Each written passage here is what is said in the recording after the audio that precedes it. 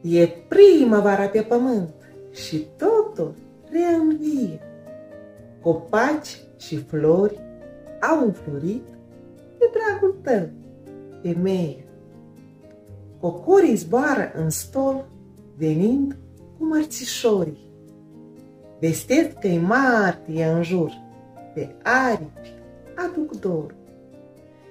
Covor de ghiocei pe jos se întinde la picioare, de dragul tău au înflorit, deși e frig afară.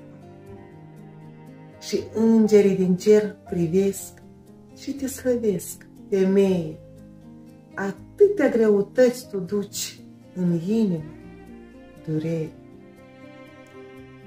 De multe ori pășești stingher, prin viață treci timidă și uneori prea mult oferi, fără să ceri nimic. De atâtea ori privești spre cer, fără nicio speranță. Cu demnitate știi să aștepți, să faci la toate față. Nici greul nu-ți mai pare greu, când toți ai tăi sunt bine. Și zi de zi te rogi mereu, în gând îi porți cu tine. Femeie, mamă, fiică, soră, astăzi eu vă felicit. În parfumul acestei zile toată viața să trăiți.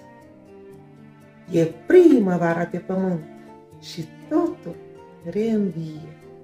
Copaci și flori au înflorit de dragul tău, femeie. Aceste versuri vin din sufletul meu către toate doamne, domnișoarele, bunicuțele. Vă felicit cu această zi, ziua de 8 martie.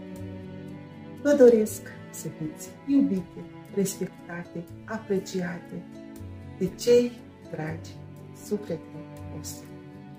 La mulți